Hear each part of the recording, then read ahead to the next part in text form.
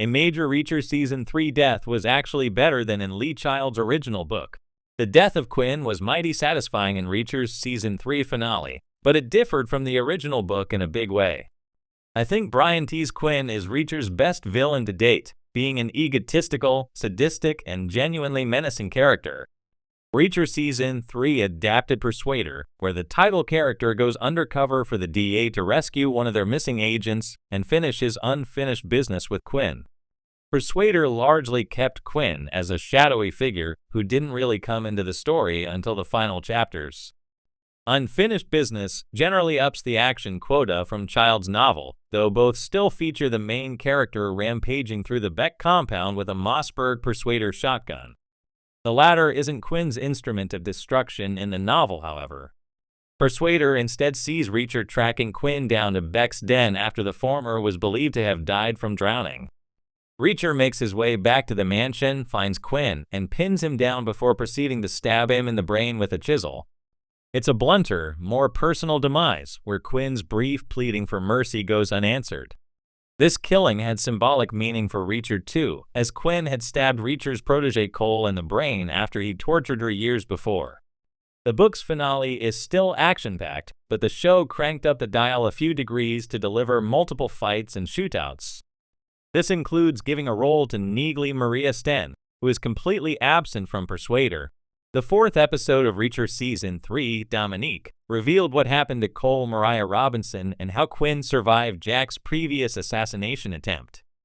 Reacher shot Quinn in the head by the side of a cliff after discovering Cole's mutilated body, but the weapon's small caliber combined with the coldness of the water saw Quinn miraculously survive. The event also gave him amnesia, meaning he has no memory of having met Reacher in the past. Reacher's Unfinished Business concludes with Quinn being surrounded by Jack and his allies, who leave the gunrunner's fate in his hands. Armed with one of Quinn's own shotguns, Reacher aims the weapon as Quinn just has time to recall Jack's previous attempt to kill him before the trigger is pulled. While Persuader's Quinn fate was also effective, Season 3's version is more satisfying for several reasons. The only way the episode could have improved this scene is if Reacher had taken Quinn to the sea at the back of the Beck compound and shot him off a cliff. It's Quinn having time to register his past meeting with Reacher, being killed by one of his own weapons, and that he's ended up back where he started years before. The only way the episode could have improved this scene is if Reacher had taken Quinn to the sea at the back of the Beck compound and shot him off a cliff once again. That said, Reacher doesn't seem like the type to go for dramatic irony. Prime Video's Reacher has made a name for itself by staying remarkably faithful to Lee Child's source material, but sometimes the show dares to make a bold change. One such moment came in Reacher Season 3, when a major character's death played out differently than it did in the book Persuader. To the surprise of many fans, including book purists, the change wasn't just acceptable, it was arguably an improvement. In fact, this specific death scene in Season 3 was more impactful, more emotional, and better suited to the tone of the TV series than in the original novel. Warning: spoilers for Reacher Season 3 and Persuader.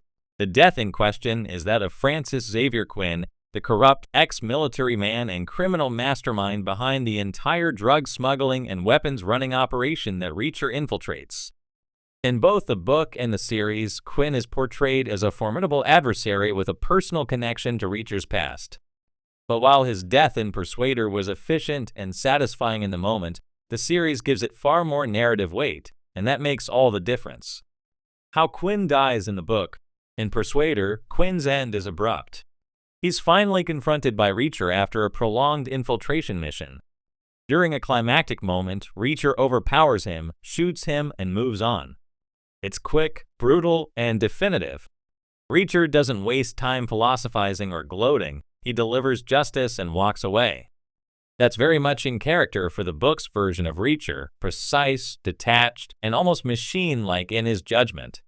However, this approach also means that Quinn's death lacks deeper emotional resonance.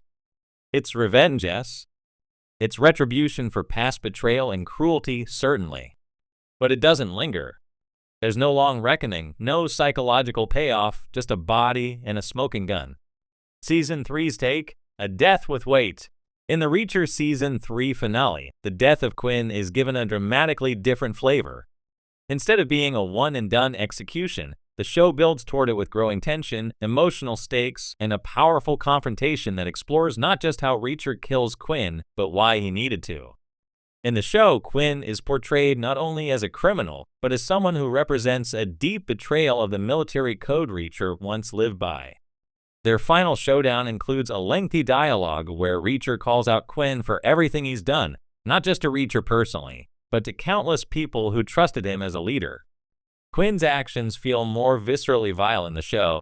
He's not just a villain, but a traitor to everything Reacher believes in. Rather than shooting Quinn immediately, Reacher gives him a brutal but calculated beatdown. It's not torture for the sake of revenge. It's justice delivered with finality. There's a brief moment where Reacher pauses, almost contemplating whether Quinn deserves a quick death. But in the end, Reacher doesn't flinch. He finishes it in a way that feels both necessary and earned. The scene is violent, but it also feels operatic. The camera lingers, the music swells, and Reacher doesn't just defeat Quinn, he condemns him. Why the show's version works better? There are several reasons why the show's approach works better than the books, and most of them come down to how visual storytelling differs from prose. 1. Emotional payoff. The show allows Reacher to process Quinn's betrayal and the damage he's caused. By slowing the moment down and emphasizing the emotional and moral stakes, the series adds a new dimension to the justice Reacher delivers. We're not just seeing Reacher kill a villain, we're witnessing him put down a ghost from his past, a man who corrupted the values they once shared. 2. Catharsis for the audience. TV thrives on emotional moments. The longer confrontation allows viewers to feel the build-up and the release. Watching Reacher tear through Quinn's justifications and expose him for what he really is creates a sense of closure that the book, efficient as it is, never fully provides. 3. Reinforcing the themes of Season 3. Season 3 has been heavily focused on loyalty, justice, and the fine line between military order and personal morality. By dragging out Quinn's end, the show hammers home just how far he's strayed from honor and how far Reacher is willing to go to defend it. It elevates Quinn from being just another bad guy to a fallen ideal, a living contradiction to Reacher's code. 4. Stronger character work for Reacher. Alan Ritchson's portrayal of Reacher in Season 3 is more emotionally complex than previous seasons. This Reacher has started to wrestle with the consequences of his actions and the cost of living a life of violence.